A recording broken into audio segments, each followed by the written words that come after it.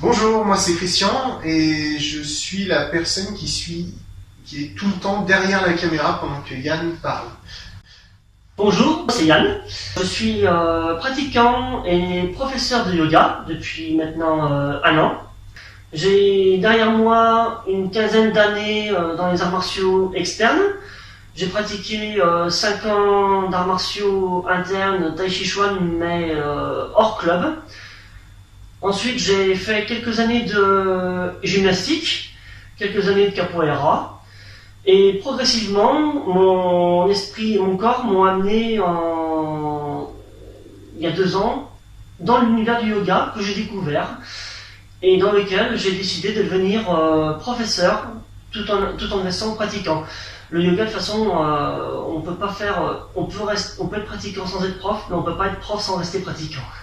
C'est un peu comme pareil dans toutes les disciplines. Moi je suis dans le tai chi et c'est la même chose. Ouais. On ne peut pas montrer aux autres sans pratiquer soi-même. C'est ça, tout à fait. Il faut forcément se confronter soi-même à la problématique et après à la problématique de la transmission. Ouais. Donc tu es professeur de tai chi chuan, c'est ça? Oui, avec une amie on donne des cours et depuis plusieurs années maintenant j'ai commencé la pratique du tai chi en 2008 et avant j'avais commencé le kung fu en 96. Tu peux dire où est-ce que tu enseignes et pratiques éventuellement pour ceux qui s'intéressent? Cherchez école-dragon.fr sur Google et vous nous trouverez. Très bien. Tu parlais concernant le tai chi chuan, du fait de ne pas pouvoir enseigner sans arrêter de pratiquer. Dans l'univers du yoga, quand un professeur donne un cours, le prof pratique le moins possible. On démontre ce qu'il faut démontrer, on abandonne la pratique au profit d'aller vers les élèves pour les guider dans les mouvements. Voilà. Donc ça c'est un univers très particulier que je n'ai vu nulle part ailleurs. Ça c'est valable pour certains exercices. Il y a des exercices où on peut pratiquer en même temps qu'on démontre, hein, mais il y a certains exercices, il est nécessaire de corriger, de montrer, voilà. En revanche, il y a aussi le côté démontrer pour que l'élève puisse faire le transfert visuel de ce que le prof fait et le transposer à son propre corps. Il y a des élèves qui n'apprennent que comme ça. Il y a d'autres élèves qui n'apprennent que par la correction par le toucher. Donc c'est complémentaire, voilà. Donc tout ça pour ça, voilà. Oui, sachant qu'attention, dans les cours sur le BE, moi j'avais appris le brevet d'état, d'accord, que le fait de corriger un élève dans la posture ou dans la sensation en le touchant, c'était à faire en dernier ressort. Après, reste à voir au cas par cas. Oui, ouais, c'est ça, faut toujours savoir. Il y a ce qu'on appelle les règles qui ont été établies et définies depuis je sais pas combien de temps pour guider les gens entre eux dans les différents domaines. Mais après, les règles peuvent ne pas être appliquées à certains cas. Il y a des cas qui demandent que les règles soient adaptées au cas. Oui, l'intérêt d'enseigner, c'est de se retrouver avec des problématiques qu'on n'aurait pas rencontrées nous-mêmes dans notre pratique. Dans la théorie. Et ça nous oblige à projeter la réflexion, à comprendre ce qui se passe et finalement aller plus loin dans la compréhension de la discipline ou de l'exercice. Et grâce aux élèves, le professeur se retrouve confronté à l'effort pédagogique et l'effort pédagogique l'amène à mieux comprendre en profondeur et à faire des passerelles entre les différentes choses qu'il n'aurait pas forcément fait en étant seul face à sa pratique. L'échange est toujours la partie la plus enrichissante. Oui, j'allais le dire. Et c'est vrai qu'on apprend par la pratique. C'est des disciplines où tout est dans la pratique. Et après, c'est l'échange qui compte. Donc, c'est des disciplines de bien-être, c'est des disciplines d'écoute de soi, de l'autre. Et même si c'est une pratique qui est souvent individuelle, elle n'est pas que individuelle. Il y a des exercices à deux et il y a un échange. Donc, ça prend tout son sens, autant dans le yoga que dans les autres disciplines à côté. Alors, oui, justement, ouais. Dans le yoga, justement, j'ai pénétré dans cet univers il y a maintenant à peu près un an. Je suis inscrit dans plusieurs clubs. Au bout d'un trimestre, j'ai compris à quel point le yoga devait faire partie intégrante de ma vie, puisque j'étais dans une phase dépressive au moment où je suis rentré justement dans le yoga. Et le yoga, par la façon de pratiquer, me donnait du bien-être au quotidien. Et à l'époque, dès le départ, j'ai mis le paquet, j'ai fait à peu près une séance par jour de yoga. J'étais inscrit dans 6 clubs différents. Ensuite, j'ai fait ma formation de professeur. Et c'est durant ma formation de professeur que j'ai appris à me gérer au travers d'une séance dans le travail, de manière à ne pas avoir de courbatures, de fatigue, etc. tout en faisant 4 heures par jour. Oui, je m'en souviens, tu en parlais. J'étais impressionné. Donc, c'est un truc que vous devez vivre en fait. Voilà. Oui. C'est, autant vous pouvez avoir beaucoup de connaissances dans des clubs, autant la formation au titre de professeur, là où je l'ai pratiqué en tout cas, à Orléans, Neuville-au-Bois, au nord-est d'Orléans, le style Hatha de son créateur qui s'appelle Maître Swami on dit en Inde, Swami Shivananda. Swami en fait c'est comme si on disait prof, ou comme si on disait dans les arts martiaux ça s'appelle comment, Shifu, il me semble en Chine. Shifu, ouais. Sensei en japonais. Ou maître, non, je sais pas. Ouais. C'est ça, ouais. Voilà. Donc pour faire le parallèle. Et dans le yoga, en fait, qu'est-ce que c'est d'abord le yoga? Alors, je vais vous donner ma traduction personnelle que j'ai entendue de quelques profs, mais pas de tous. Il y a des profs qui mettent beaucoup de choses, beaucoup de paroles, beaucoup de choses. Et là, je vais reprendre une phrase symbolique de Maître Shivananda. Un peu d'action vaut mieux que 1000 mots. C'est lui qui l'a dit. Je n'ai rien inventé. Voilà. Donc ça veut tout dire, quoi. Oui, et d'ailleurs en complément, tout à l'heure tu as commencé en disant quelque chose et je rebondirai dessus, tu as dit dans ma façon de pratiquer. Et en fait la clé, elle est complètement et totalement là, c'est dans la façon de. C'est-à-dire que ce qui va distinguer une discipline qui va vous porter d'une discipline qui va vous épuiser, c'est l'émotion que vous allez mettre dedans, c'est la joie que vous allez mettre dedans, et c'est donc la façon de le pratiquer. Ouais. La façon de, c'est ce qui se passe ici. C'est à quoi vous pensez, les images que vous avez. Si toutes les pratiques orientales, extrêmes orientales, ont beaucoup de noms d'animaux ou de métaphores, c'est pour créer les images ici. En fait, c'est le corps et l'esprit. Et c'est là que réside le secret de la façon de. Si vous êtes dans une pratique qui n'est pas une pratique compétitive, qui n'est pas une pratique sportive, entre guillemets, en fait, finalement, ce qui va distinguer une pratique orientale, d'Extrême-Orient, type yoga, Qigong, Tai Chi, d'une pratique plus occidentale, ce sont les images, c'est le lien entre le corps et l'esprit. Et ce lien, ce tout petit truc, a une incidence énorme. Tu le disais toi-même, j'étais dans un état un peu dépressif, et cette pratique, dans ma façon de pratiquer, m'a tiré vers le haut. En fait, c'est un état qui est quasiment méditatif. Il y a un exercice de l'esprit, méditation au sens oriental du terme. C'est-à-dire, la méditation en Asie, c'est comme le sport. C'est un sport pour l'esprit. Il y a plein de façons de pratiquer le sport. On peut faire différents types de sport, on peut faire différents types de méditation. Ouais, tout à fait. Alors, je vais reprendre, parce qu'en fait, justement, tu arrives sur un axe qui est très important. C'est que quand j'ai commencé à pratiquer le yoga dans les clubs à Lyon, parce qu'en fait, oui, j'ai oublié de préciser, j'habite à Lyon, je pratique et enseigne à Lyon.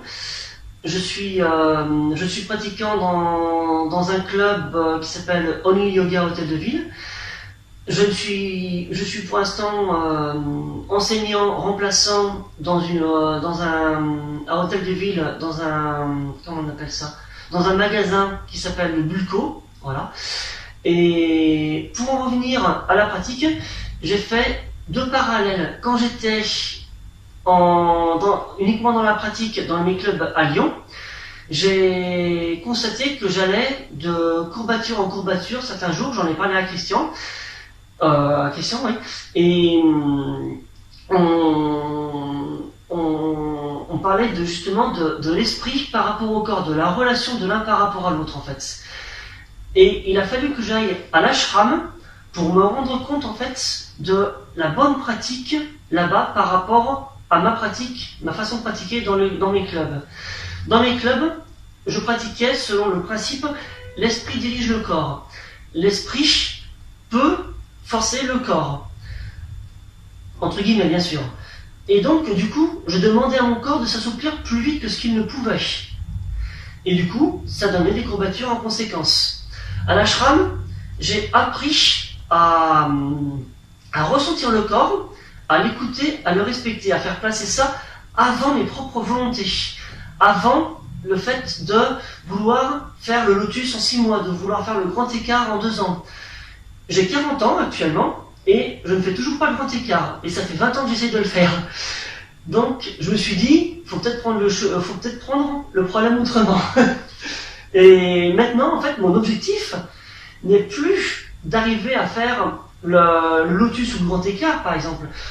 Mon objectif durant une séance, c'est d'aller dans le bien-être, c'est d'accepter le corps et ce qu'il donne au jour le jour, de ne pas aller trop loin, de trouver la graduation entre le trop et le pas assez dans chaque exercice, et trouver la bonne harmonie en fait entre la souplesse, entre l'équilibre, entre la puissance musculaire, l'harmonie de tout ça, pour que l'exercice soit correctement exécuté dans le respect du corps. Et pour moi, en fait, c'est ça le yoga. Et j'ai entendu, il n'y a pas longtemps, il y a quelques mois, un prof qui me parlait d'un club de yoga, et il m'a apporté une critique en disant « mais ce qu'ils font, c'est pas du yoga ». Et c'est moi ce que j'ai considéré en fait dans mon fort intérieur, c'est que après réflexion, après observation, après analyse de ce qu'était le yoga, c'est que cette personne m'a simplement parlé de sa vision du yoga, de son style de yoga, en parallèle à une autre forme de yoga. Mais pour moi, le yoga, les deux sont du yoga, que ce soit ce prof-là qui me parlait de sa vision à lui du yoga et qui disait que l'autre yoga n'était pas du yoga. Mais après tout, le yoga, on peut considérer que je sais pas moi, n'importe quelle forme de yoga pour moi est du yoga. On peut parler de Iyengar, d'Ashtanga, de Vinyasa, de Kundalini, de Yin, de Yoga Yin, j'en ai aussi entendu parler, ou de Hatha, qui est le style dans lequel je suis professeur et que je pratique au quotidien.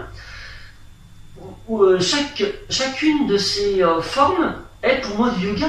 C'est juste une façon différente de le pratiquer. Et quelqu'un pourra dire qu'il aime le Hatha et qu'il n'aime pas le Vinyasa. Moi, par exemple, je n'aime pas le Ashtanga et le Vinyasa.